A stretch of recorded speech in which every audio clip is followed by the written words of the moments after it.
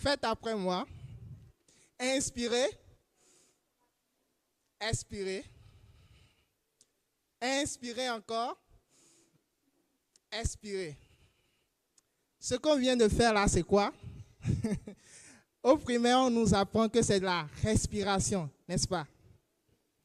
Et c'est un geste tellement banal pour nous, mais pourtant, dans toutes les cultures et dans toutes les croyances, le souffle de vie et la respiration, c'est le pilier fondamental. La respiration, c'est l'homme, même si on a tendance à banaliser. Aujourd'hui, je vais vous demander de vous asseoir. Merci beaucoup. Aujourd'hui, en fait, ce qu'on va vous présenter, c'est quelque chose qui est dans votre quotidien. Nous tous qui sommes ici, ceux qui sont venus à pied, ceux qui sont venus avec une voiture, ceux qui ont peut-être quitté loin, ont pris l'avion pour venir. Aujourd'hui, nous sommes dans la même salle aujourd'hui et nous partageons quelque chose de commun. C'est l'air que nous respirons. Aujourd'hui, tout à l'heure, quand je vous ai dit d'inspirer, d'expirer, on a tous respiré le même air. Et l'air que nous respirons peut contenir plusieurs milliards de particules invisibles qui entrent profondément dans notre corps. Et ces particules-là, on ne peut pas les mesurer à l'œil nu. Maintenant, quelque chose qu'on ne peut pas mesurer à l'œil nu, il faut des dispositifs scientifiques pour le mesurer. Et aujourd'hui, on va vous parler de qualité de l'air. C'est de vous montrer comment la science peut permettre de mesurer la qualité de l'air que nous respirons. Et vous allez découvrir aujourd'hui que le geste que vous faites tous les jours n'est pas quelque chose d'anodin. Donc, je pense que vous êtes avec moi maintenant. J'ai toute votre attention. Je peux démarrer. Alors, sans plus tarder, je vais me présenter. Présenter d'abord la structure. Nous, c'est Kaikai. On est une entreprise basée ici au Sénégal et on fait dans le numérique pour le développement. Nous, on ne veut pas simplement faire du numérique. On ne veut pas être ceux qui créent les algorithmes les plus puissants, ceux qui créent les logiciels les plus performants, mais on veut être ceux qui mettent la technologie au service de l'impact durable. C'est pour ça que nous œuvrons depuis 2020 ici au Sénégal et dans la sous-région avec un réseau de consultants qui nous accompagnent sur nos différents projets. Et pour faire cette présentation aujourd'hui, je serai sans présenter Mamadou Djigo, qui est cofondateur de Kaikai, qui va venir vers la fin de la présentation vous toucher un petit mot. Et moi-même, je vais donner Yangen. Aujourd'hui, je vais commencer par le contexte. Qu'est-ce que vous voyez là? Un enfant qui tient quelque chose qui vous est familier à tous. Qui peut dire aujourd'hui qu'il a dans son entourage proche ou éloigné quelqu'un qui a des problèmes d'asthme? Je vois beaucoup de mains levées. Voilà. La ventoline, on la connaît tous. Et là, c'est un enfant qui la tient. Deuxième chose, vous voyez la circulation à Dakar. Vous voyez les cars rapides, vous voyez les véhicules, vous voyez l'état de la circulation. Tout ça là, ça vous évoque quoi? Ça vous évoque, bon, d'autres vont dire les embouteillages, mais je vais parler ici de pollution. Et il y a ça, ce point-là, sur lequel nous, qui est le plus important aujourd'hui, vous voyez, les points rouges, ce sont les dispositifs qui mesurent la qualité de l'air partout dans le monde. Et comme pour tout, l'Afrique est toujours le moins desservie par cette technologie-là.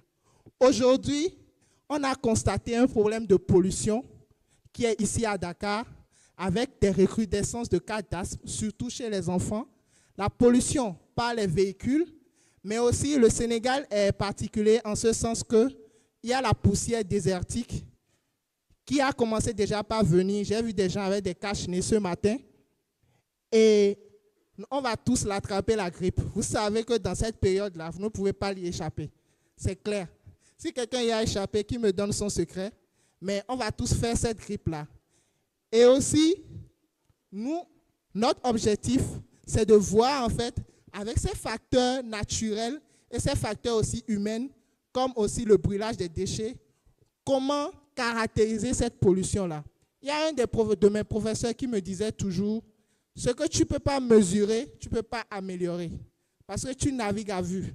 Sur quelle base tu vas améliorer ça? Et c'est sur ça que nous, on a décidé de mettre des données là où il y en a besoin. On a décidé de concevoir un projet sur la qualité de l'air ici au Sénégal, avec 4 gros objectifs.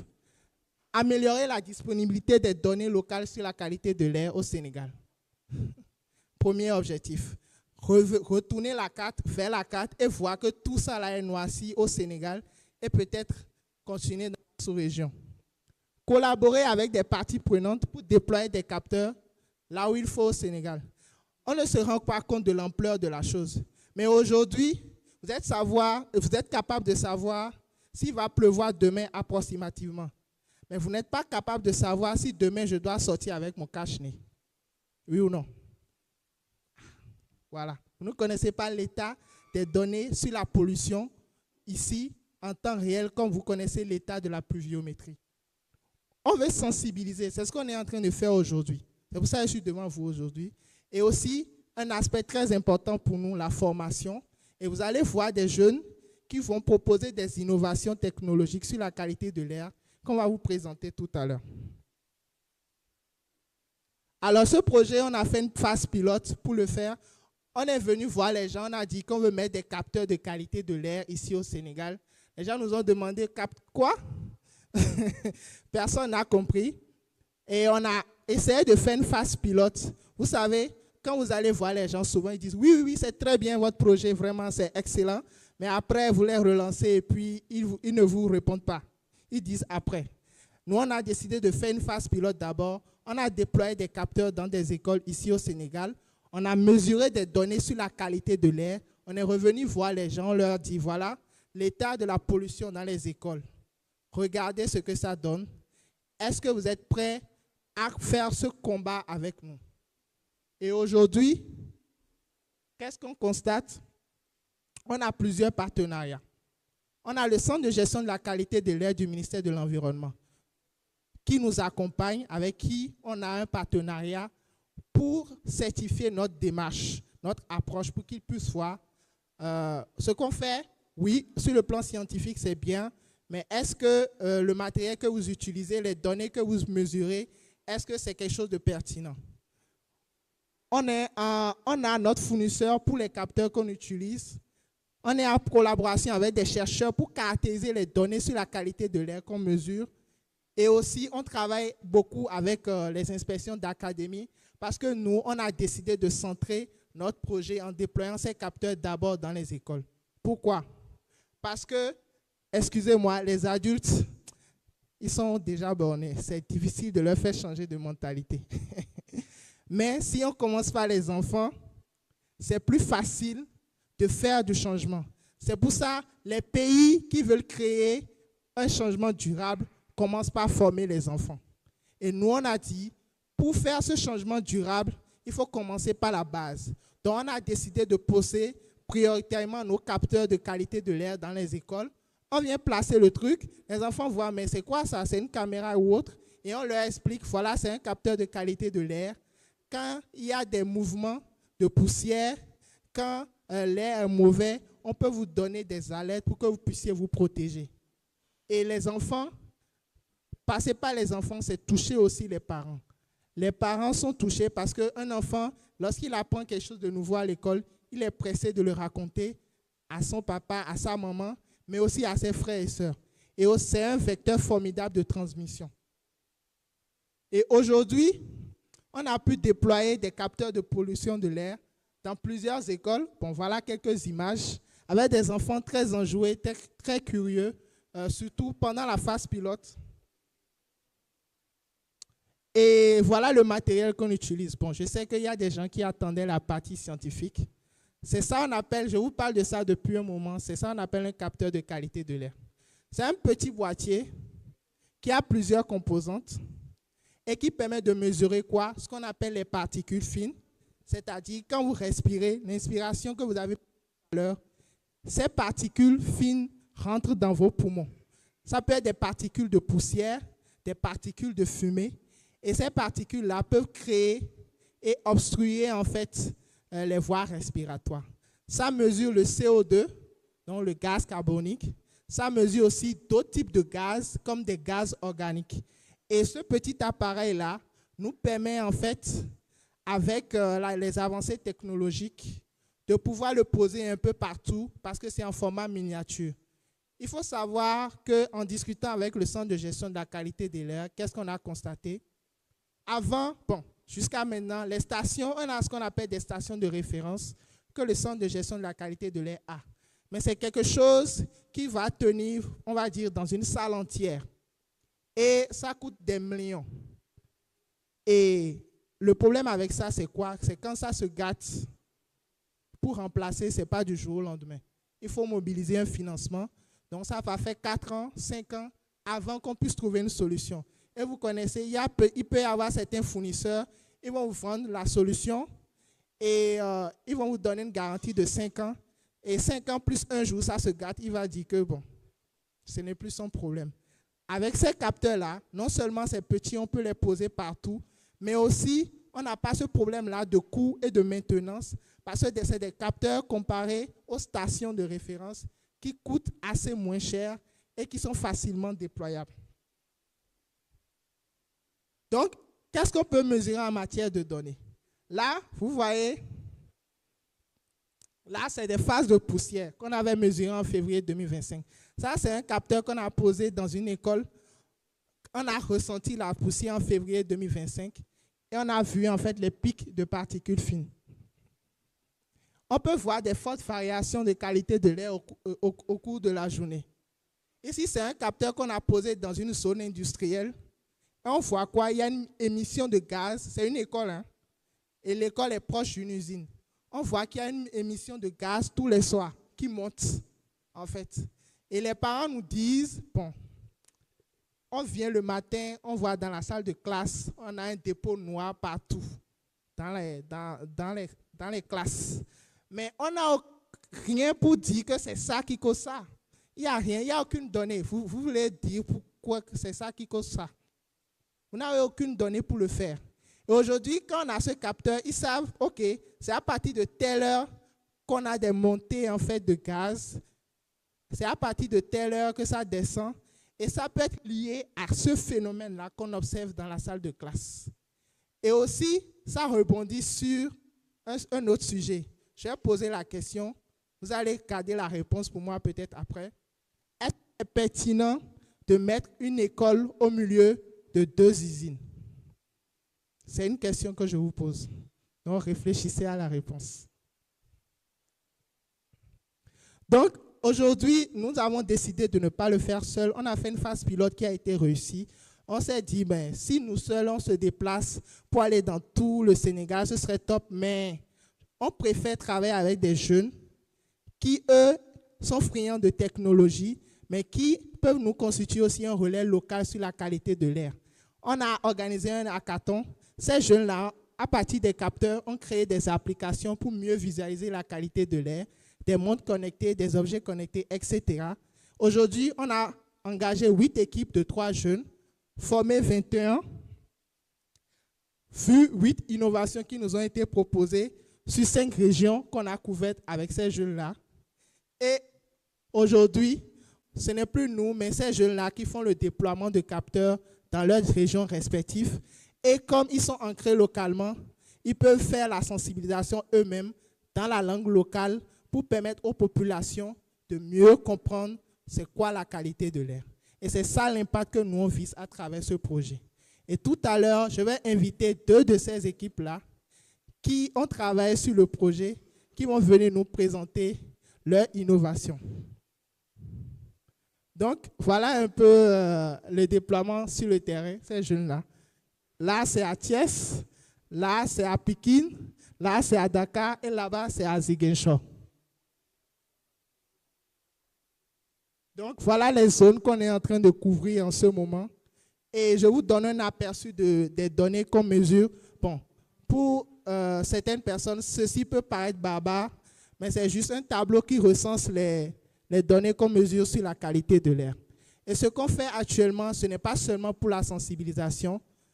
Aujourd'hui, ça fait 1 an qu'on a ces capteurs en place, mais dans 5 ans, dans 10 ans, c'est une base de données exceptionnelle pour des personnes qui veulent faire des études sur la qualité de l'air, utiliser ces données-là pour créer des solutions d'intelligence artificielle, des solutions numériques, en fait, qui vont apprendre de ces données-là qu'on est en train de collecter aujourd'hui.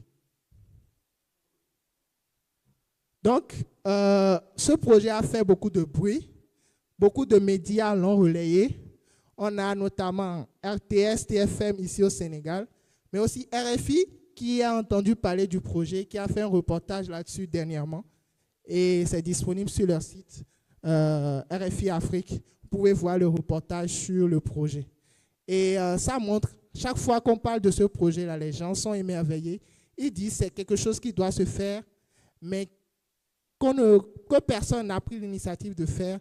Et nous, en fait, en portant ce projet-là et en faisant cette sensibilisation, on porte en fait le rôle d'ambassadeur de la qualité de l'air aujourd'hui dans l'écosystème du numérique. Donc, sans plus tarder, je vais inviter une des équipes à nous faire rapidement sa présentation. Donc, je vais inviter l'équipe Airus sur le podium. Merci, sous vos ovations. C'est timide, hein? Encouragez-les. Merci.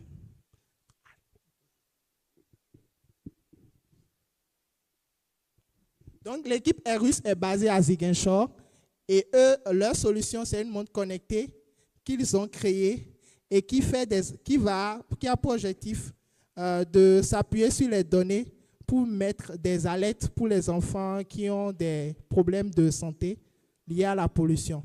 Donc, quand la qualité de l'air est mauvaise, ils reçoivent des alertes sur leur montre et qui peut leur dire de se protéger aujourd'hui. Donc, je vais laisser la parole à Sokna Aminata qui va présenter son équipe et nous parler brièvement de leur projet.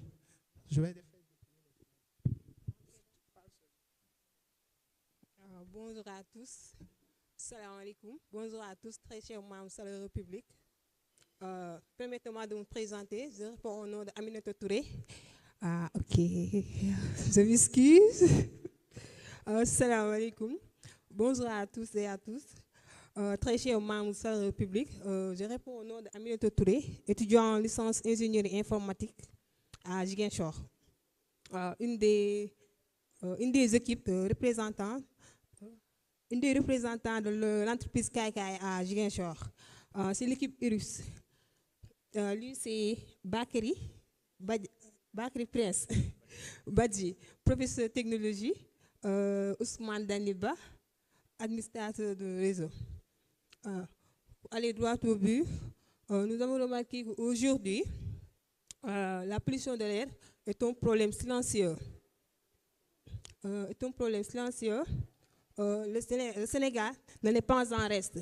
Même à Ziguinchor, avec son paysage vert, n'en est pas épargné. Nous remarquons qu'il y a un manque de contrôle des gaz d'échappement de véhicules, les brûlages des déchets. Et aussi, il y a aussi extra. Via cette situation-là, on en parle peu, mais ça affecte notre santé, notre cadre de vie et même notre bien-être. Via cette fléau, nous avons créé une montre connectée équipée d'un capteur air gradient capable de mesurer en temps réel la qualité de l'air. Par exemple, le PM2,5, la température, l'indice de la pollution aussi.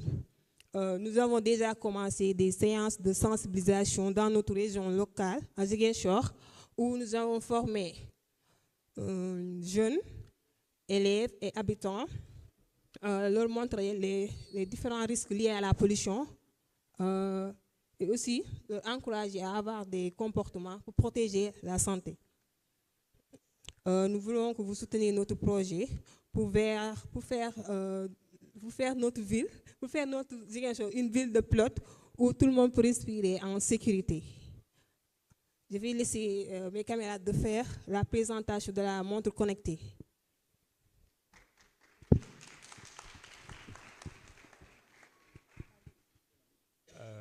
Bonjour à toutes et à tous. C'est Bakary Badji. Comme l'a dit ma collègue, on a mis en place une montre connectée afin de sensibiliser les jeunes sur la qualité de l'air. Maintenant, notre projet s'appelle ERUS. On s'est inspiré du mot Jola qui dit vent, parce que le projet, on l'implante au niveau de la région de Ziguinchor. Merci. Merci. Et tu peux montrer juste la montre? Donc, c'est un prototype qu'ils ont développé qui mesure la qualité de l'air. Donc, par exemple, si vous avez un enfant asthmatique, le capteur qui est placé dans l'école mesure en fait l'état de la qualité de l'air en ce jour. Et lorsque la pollution est élevée, la montre peut envoyer une alerte vibrer pour vous dire, bon, peut-être portez-lui un cache-nez pour aujourd'hui parce que l'air sera pollué. Donc, on les remercie beaucoup. On va, sans plus tarder, inviter la deuxième équipe sur le podium. Donc, la deuxième équipe que nous allons inviter, c'est une équipe qui est basée à Dakar. Eux, ils font accentuer leur projet sur les données. Comment visualiser? Vous avez vu le tableau que je vous ai montré tout à l'heure. Nous, on leur a lancé le défi de, bon, comment faire en sorte que les gens puissent quand même avoir l'information utile, même s'ils ne peuvent pas lire, nous, notre dashboard. Donc, c'est le défi qu'on leur a lancé et je leur laisse présenter leur projet.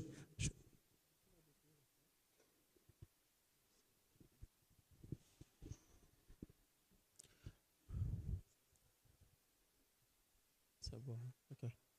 Alors, mesdames et messieurs, honorables invités, bonsoir. Avant de commencer, je tiens à remercier le Saltis ainsi que l'équipe de Kaikai qui nous donne l'opportunité de pouvoir parler de notre projet. Alors, aujourd'hui, on va vous parler de notre projet qui s'intitule le projet Respire. Donc, j'aimerais vous poser une question. Est-ce que vous savez que 9 personnes sur 10 respirent un air pollué? Une norme qui dépasse complètement ce que l'OMS propose. Donc, c'est face à cette inquiétude qu'on a travaillé sur ce projet qu'on a appelé Respire. Alors, c'est quoi le projet Respire? Le projet Respire, c'est un projet qui vous sensibilise, qui vous tient au courant et vous indique aussi quelles sont les bonnes manières à prendre afin de prendre des précautions face à la pollution de l'air. Alors, nous sommes l'équipe Brief for Life. À ma droite, vous avez Calixte Raoul Umbo. Il est le team lead et le data scientist.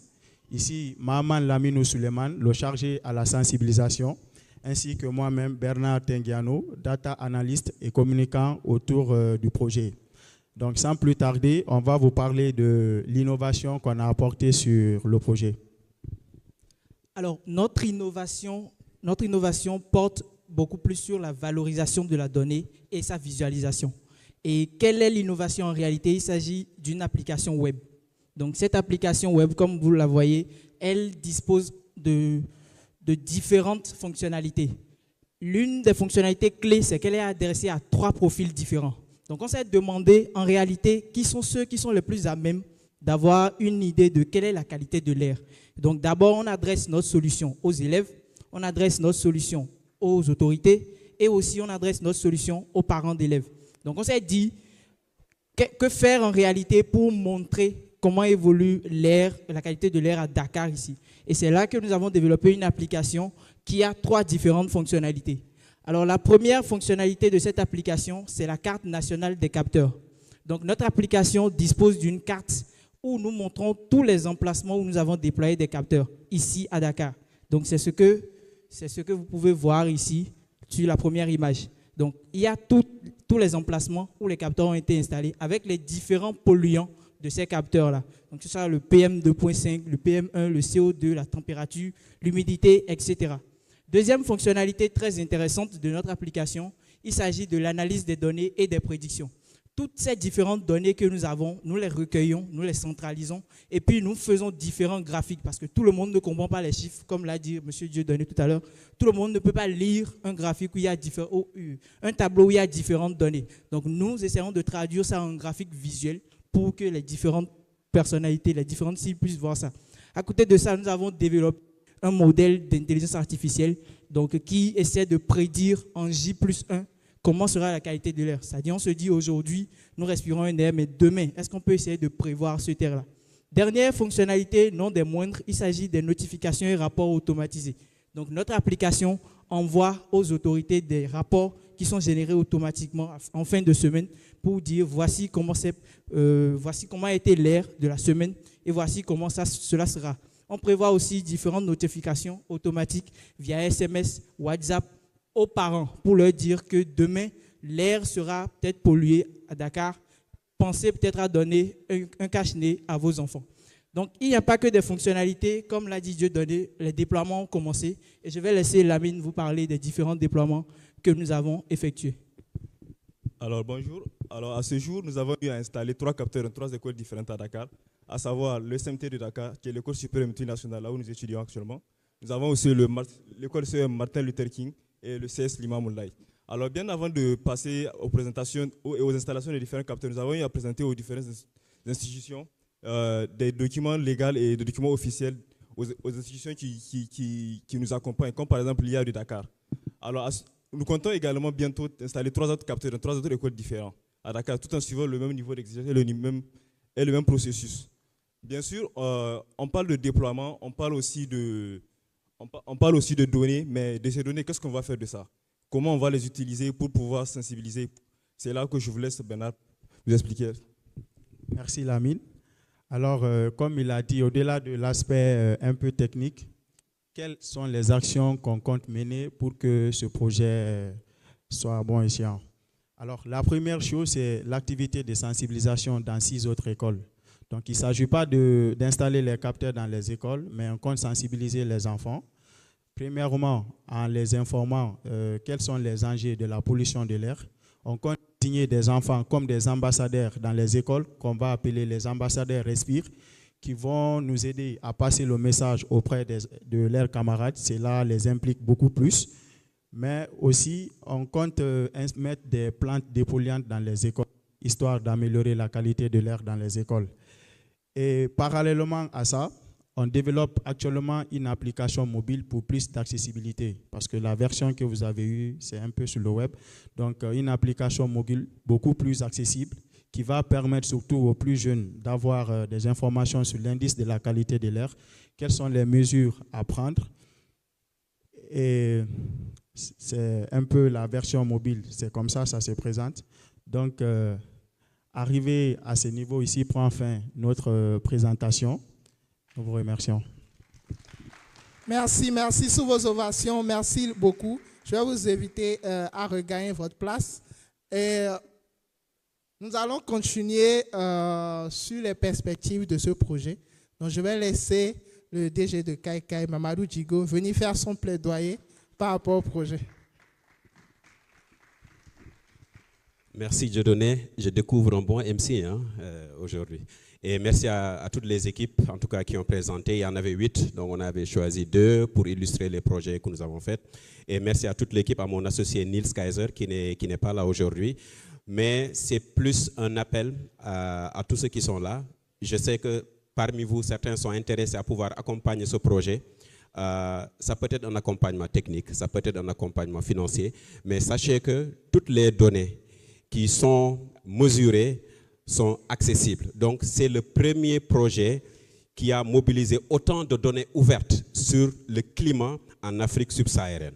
Donc, aujourd'hui, énormément de chercheurs veulent travailler sur les données, veulent capitaliser sur les données, mais n'ont pas accès à ces données-là. Ces données existent, mais ne sont pas accessibles. Et nous, on rend ces données accessibles, que ce soit aux étudiants, que ce soit aux chercheurs, aux doctorants, mais aussi au ministère. J'étais au ministère de l'Éducation nationale il y a 3 jours comme ça, et justement, ils s'engagent à appuyer ce projet parce qu'actuellement, on passe par les inspections d'académie de chaque région, et l'idée, c'est d'avoir un soutien institutionnel au niveau du ministère de l'Éducation, parce que mine de rien, au-delà de l'aspect technologie, on inspire les jeunes. Ils voient des capteurs, ils se disent, ah oui, ça mesure la qualité, c'est quoi les données, c'est quoi l'IA. Donc dans les activités de sensibilisation, il y a une forte aspiration à aller vers la technologie. Et l'autre aspect, on a un accompagnement aussi institutionnel du ministère de l'Environnement avec le Centre de la qualité de l'air.